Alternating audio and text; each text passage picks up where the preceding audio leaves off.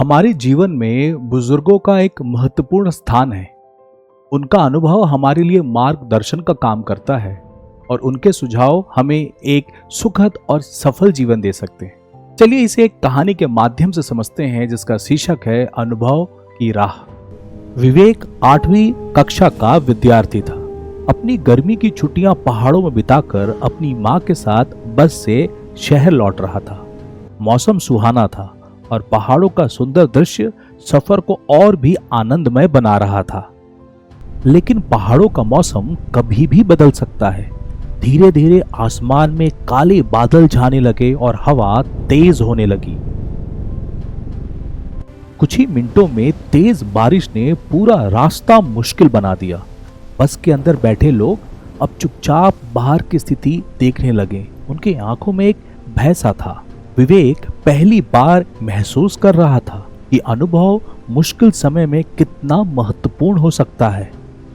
बस के ड्राइवर कई सालों से इसी पहाड़ी रास्ते पर गाड़ी चला रहे थे। उन्हें पता था कि ऐसे समय में धैर्य और अनुभव ही सबसे बड़ी ताकत होती है।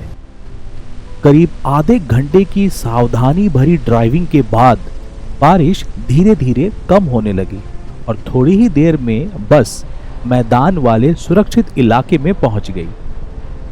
लेकिन विवेक के मन में कुछ सवाल थे।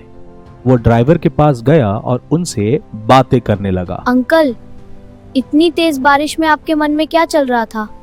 मैंने केवल रास्ते पर ध्यान दिया। ऐसे समय में घबराने से नहीं, ध्यान और सावधानी से रास्ता निकलता है। आपको कैसे लगा कि गाड़ी चलाते रहना सही है? मैं कई सालों से इसी रास्ते पर गाड़ी चला रहा हूं। मुझे पता था कि हम लगभग पहाड़ से नीचे उतर चुके हैं और कुछ ही समय में मैदानी क्षेत्र शुरू होने वाला था।